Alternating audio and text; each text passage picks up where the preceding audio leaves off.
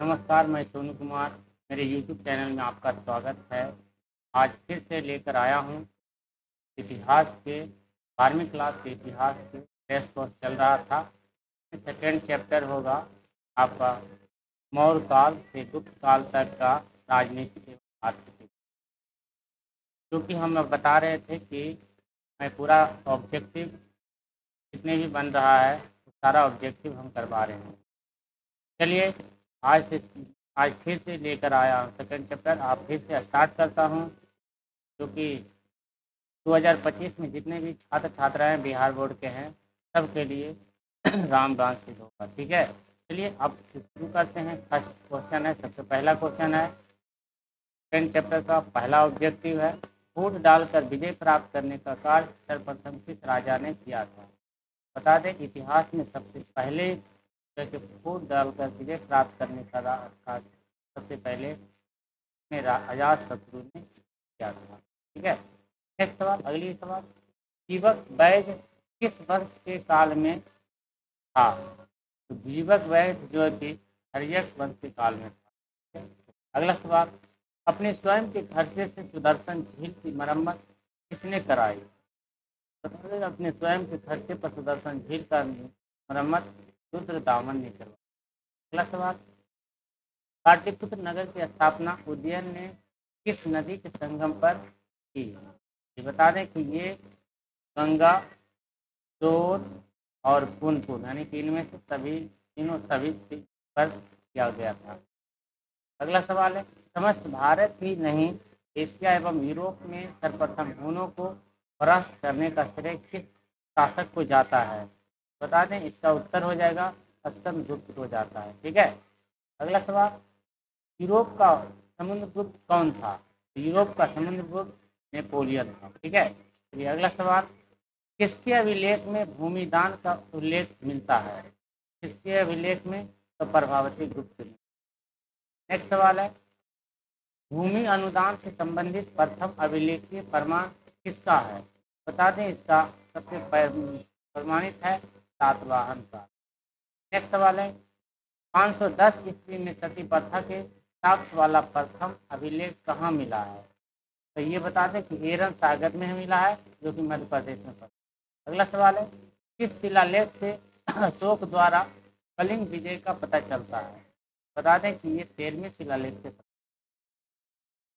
अगला है 11वां नंबर सवाल है, किस विद्वान ने मात्र अभिलेखों के आधार पर अशोक का इतिहास लिखने का संलग्न प्रयास किया। बता दें इसका उत्तर हो जाएगा देवदत्त रामकृष्ण भंडारकर। ठीक है, अगला सवाल है, मौर्य कला का निम्न में से कौन सर्वाधिक महत्वपूर्ण नमूना है। सर्वाधिक महत्वपूर्ण नमूना स्तंभ है। ठीक है, नेक्स्ट सवाल है, इंडिका की रचना किसने किया था। तो इंडिका की रचना मेगास्थनीज ने की। अगला सवाल, प्रयाग प्रशस्ति की रचना किसने की थी। प्रयाग प्रशस्ति की रचना हरिसेन ने की। नेक्स्ट सवाल, गुप्तों के काल में कौन चीनी यात्री भारत आया था। गुप्तों के काल में आयान भारत आया था। अगला सवाल, भारतीय इतिहास का कौन सा काल स्वर्ण काल के नाम से जाना जाता है। तो ये गुप्त काल। ठीक है, अगला सवाल, अशोक किस वंश का शासक था। अशोक मौर्य वंश का शासक। नेक्स्ट सवाल है, कौटिल्य की कृति है। तो कौटिल्य की कृति, कौटिल्य की रचना अर्थशास्त्र है। ठीक है, नेक्स्ट सवाल, मेगास्थनीज भारत में किसके दरबार में आया था।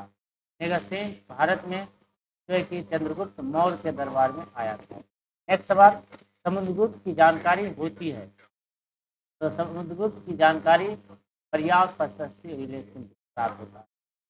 पाटलिपुत्र की स्थापना किसने की।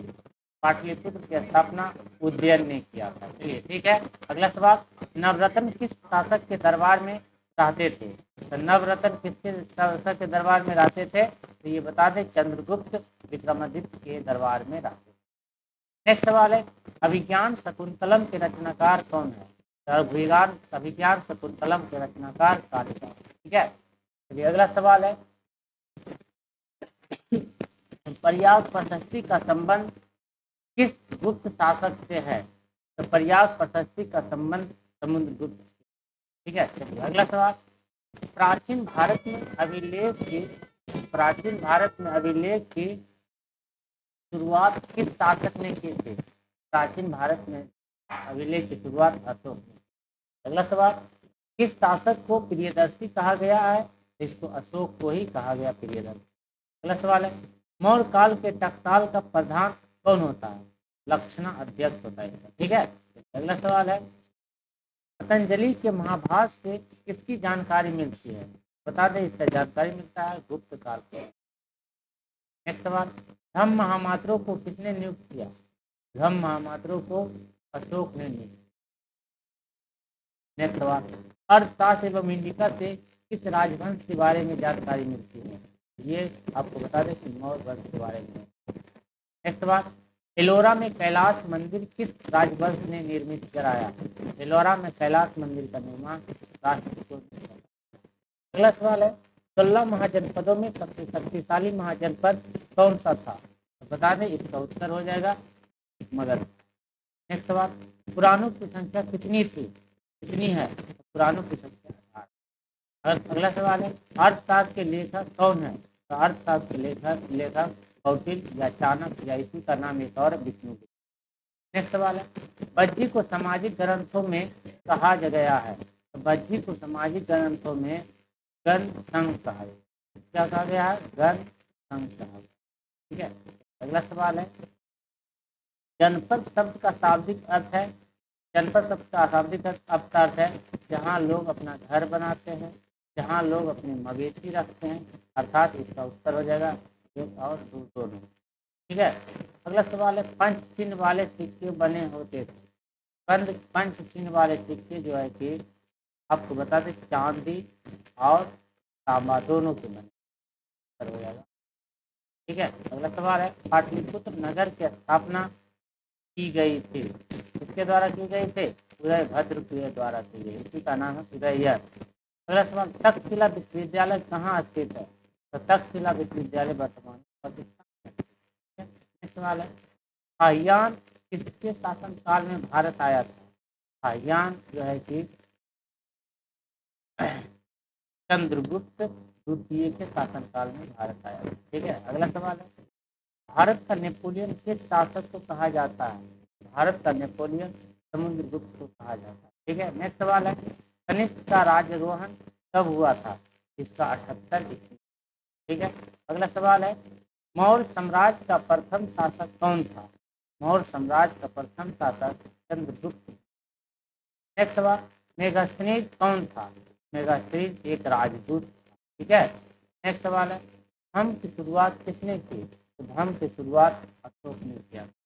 नेक्स्ट सवाल है, मौर्य साम्राज्य का तृतीय शासक कौन था? मौर्य साम्राज्य का तृतीय शासक अशोक थे। नेक्स्ट सवाल, अगली सवाल है, पाटलिपुत्र नगर की स्थापना कब किस नदी के संगम पर की गई? तो बता दें, इसका गंगा सोन पुनपुन किसमें है? तो पुनपुन सोन गंगा। ऑप्शन नंबर सही है। नेक्स्ट सवाल, कलिंग की लड़ाई कब लड़ी गई थी? कलिंग की लड़ाई 261 ईसा पूर्व। ठीक है। मुद्रा जातक किसकी रचना है? तो विशाख दत्त की रचना। नेक्स्ट सवाल है, मगध साम्राज्य की स्थापना किसने की थी? तो ये बिंबिसार ने किया था। सवाल, तक संबत का आरंभ किसने किया था? तक संबत का आरंभ ये बता दें कि कनिष्क के द्वारा किया। नेक्स्ट सवाल है, अंगुत्तर निकाय के अनुसार महाजनपदों की संख्या कितनी है? उत्तर हो जाएगा 12। नेक्स्ट सवाल है, चंद्रगुप्त मौर्य का शासनकाल क्या था? चंद्रगुप्त मौर्य का शासनकाल आपको बता दें, इसका टाइम पीरियड था 220 से 3220 से 250। नेक्स्ट सवाल है, विक्रमादित्य की उपाधि किस सम्राट ने ग्रहण किया? चंद्रगुप्त द्वितीय ने किया। ठीक है। नेक्स्ट सवाल अगला है, मौर्य काल का प्रसिद्ध यूनानी यात्री कौन था? प्रसिद्ध यूनानी यात्री मेगस्थनीज था। ठीक है। नेक्स्ट सवाल, हेनसोंग किस देश का यात्री था? हेनसोंग किस देश का यात्री था? ये बता दें, चीन का यात्री। इस तरह से आपका जो है कि चैप्टर नंबर 2 में मात्र 56 ऑब्जेक्टिव था जो हमने पूरा कवर कर लिया है। आपका क्रैश कोर्स जारी रहेगा, हर सब्जेक्ट का आपको मिलते रहेगा वीडियो, आप इसको देखते जाइए। आपका 2025 में ज़्यादा नहीं पूछेगा, मेरा वादा है। नमस्कार, जय हिंद, जय भारत।